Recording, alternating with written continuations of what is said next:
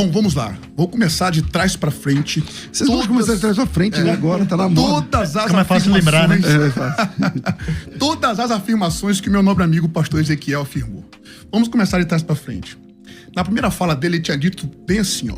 O mandamento do sábado é implícito e explícito no Novo Testamento. Eu disse, então tá bem, me mostra um texto. Ele não mostrou absolutamente nenhum. Aí ele correu para Mateus capítulo 24, verso 20, falando que nós temos que guardar o sábado, porque ele está dizendo lá, orai para que a vossa fuga não seja no inverno, nem no sábado. Ele disse, a gente não guarda o inverno porque não está na lei. Não, a gente não guarda o inverno nem o sábado, porque não há nenhum versículo bíblico do Novo Testamento que afirme que nós devemos guardar o sábado. Esse texto, pastor Ezequiel, não vale. Isso aqui é para judeu guardar o sábado. O contexto ali é para judeu. Outra afirmação que ele disse foi o seguinte: os primeiros 4 mandamentos não aparecem no Novo Testamento como ordenança, e os mandamentos não aparecem. Anotem aí, ouvintes, anota também o senhor, pastor Ezequiel. O primeiro mandamento, não terás outros deuses, Êxodo capítulo 20, verso 3. Em Romanos capítulo 16, verso 27, está lá, ao Deus único e sábio seja dada a glória. Não é uma o segundo mandamento, eu não te interrompi nenhuma vez. O segundo mandamento, não farás para ti mais de escultura. 1 João 5, 21 diz, filhinhos, guardai-vos dos ídolos. Faça isso com o sábado, então. Pelo menos um texto indireto, pega o sábado no Antigo e mostra no Novo Testamento, como eu estou fazendo em todos os 9 mandamentos. No terceiro diz assim, ó, não tomarás o nome do Senhor em vão. Aí eu mostrei 4 textos, e eu posso repeti-los para o senhor, se o senhor quiser, mas o senhor já anotou. 4 textos, dentre eles, Tiago capítulo 5, verso 12, Mateus capítulo 6, verso 9, 1 Timóteo 6, 1, Mateus capítulo 5, versos 33 ou 37. O quarto mandamento, Êxodo capítulo 20, versículo 12, lembra-te do dia do sábado. Aí eu desfolhei o Novo Testamento, adivinha? Não achei. O quinto mandamento, capítulo 20, verso 12, honra teu pai e tua mãe. Efésios 6, 1 fala sobre isso. O sexto mandamento, não matarás. Olha a ordenança de Romanos 13, 9, que só leu só o primeiro, o início. Não matarás. O sétimo, não adulterarás. Romanos 13, 9, não adulterarás. O oitavo, não furtarás. Romanos 13, 9 também, não furtarás. O nono, não dirás falso testemunho.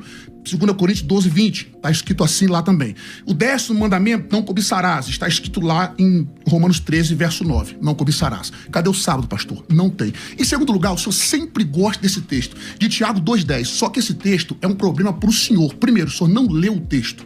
O senhor deu uma passada por cima para tapear. O texto está escrito bem assim, Tiago 2,10. Ó, porque qualquer que guardar toda a lei e tropeçar em um só ponto, tornou-se culpado de tudo. Então, vocês que guardam o sábado dessa forma, como vocês falam que guardam, é culpado em todo. Porque em Deuteronômio 5, versículo 14, diz, olha, mas o sétimo dia é o sábado do Senhor, teu Deus. Não farás nenhuma obra nele, nem teu filho, nem você, nem tua filha, nem teu servo, nem tua serva, nem o teu boi, nem o jumento, nem o animal, e etc. Nem o estrangeiro que habita no meio de ti.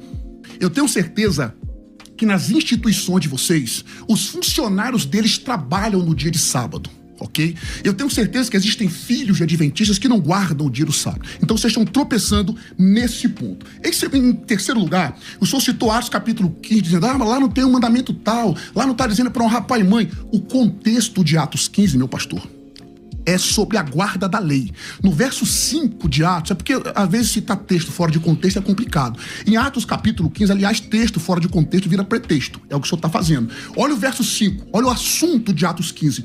Alguns, porém, da seita dos fariseus que tinham crido se levantaram, dizendo que era mister circuncidá-los e mandar-lhes que guardasse a lei de Moisés. Esse era o assunto de Atos capítulo 15, a guarda da lei de Moisés. E para eu concluir, só as suas refutações, depois eu vou aos meus argumentos com um pouquinho de tempo que eu vou ter. Jesus foi acusado, o senhor disse assim, Jesus é o senhor do sábado, então o sábado mostra que é, meu pastor, contexto. O senhor está descontextualizando o capítulo 2 de Marcos. Quando Jesus disse isso, ele estava sendo acusado de ter violado o sábado. Por isso que ele disse que ele é o senhor do sábado. E o senhor do sábado foi acusado de violar o próprio sábado. E ele violou? No capítulo 15, no capítulo 5, verso 16, 17, e 18. Essa estratégia de interromper assim, o debatedor é ruim porque corta o raciocínio. Eu não fiz isso nenhuma vez com o senhor. É ruim, tá? Depois o meu mediador volta o tempo. Tá ok, meu irmão. Acho que deu para entender a linha. Vamos lá. Não, eu entendi os seus argumentos, Átila. Mas, por exemplo, tá?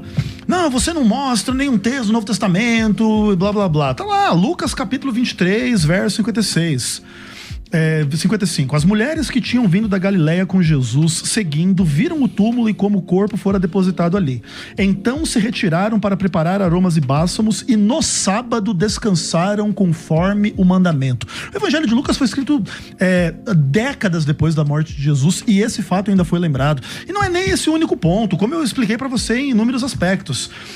Por exemplo, 1 Tiago capítulo 2, versos 10 a 12, vai dizer que se você não guardar um dos 10 mandamentos, é como você não guardar qualquer um deles. Você não tem como escapar disso. Se você prega que as pessoas não devem matar, roubar, mentir, adulterar, blá, blá, blá, e etc. Como que está o texto de Tiago, o senhor disse? O senhor não falou que não ia interromper. Não, pode até interromper, não tem problema. Mas o ponto é o seguinte, lá em Tiago capítulo 2, a gente tem claramente a palavra de Deus ensinando que se você guarda toda a lei, mas você tropeça em um só ponto, você é culpado de todos. E naquele contexto ele cita, não matarás e não adulterarás. Querendo dizer assim, se você não adultera, mas você mata, você transgride esta mesma lei que contém esses 2 mandamentos. Só que nesses 2 mandamentos também está para guardar o sábado. E se a sua teologia, pastor Átila, com todo respeito, fosse correta, Tiago estaria errado. Porque aí teria um mandamento que eu poderia transgredir e não só não ser culpado de todos, como não ser culpado de nada. Porque o mandamento de Deus e nada é a mesma coisa. E, por exemplo, você falou várias vezes assim, não mostra no Novo Testamento onde é que está a ordem explícita. Os 4 mandamentos você também não mostrou. Você citou textos aí que fala para santificar o nome de Deus, você não mostrou o texto que fala para não tomar o nome de Deus em vão. Você citou 1 João, né? Cuidai-vos dos ídolos. Mas lá não está escrito, não farás para ti imagem de escultura. Vamos dizer que alguém quisesse interpretar ídolo de uma outra forma. Ah não, ídolo aqui é um ídolo filosófico. Aí você não tem, se guarda do ídolo filosófico. Ah, não tem uma ordem no Novo Testamento. O católico pudesse pegar esse texto, às vezes pra você, não tem uma ordem no Novo Testamento para não fazer uma imagem, para não fazer uma oração para aquela imagem, entende? Porque o seu argumento não funciona. Porque, e outra coisa, você fala assim, ó, que eu tenho que ter um texto claro para mandar as pessoas guardar o sábado no Novo Testamento. E você infere do fato de que a igreja se reunia às vezes aos domingos, que o domingo é um dia especial. Onde é que está a Bíblia dizendo que o domingo é um dia especial? Porque a Bíblia diz que o sábado é um dia especial. O Deus santificou e abençoou o dia de sábado. Mas o domingo não tem, né? Outra coisa, lá em Apocalipse capítulo 14... você tem uma das citações mais claras da palavra de Deus à guarda do sábado, no aspecto assim do mandamento para a igreja, no contexto das 3 mensagens angélicas. Então, lá no capítulo 14, no verso 6, ele vê um anjo voando pelo céu, tendo um evangelho eterno para pregar às pessoas. E o que é esse evangelho eterno? É a adoração daquele que fez o céu, a terra, o mar e as fontes das águas.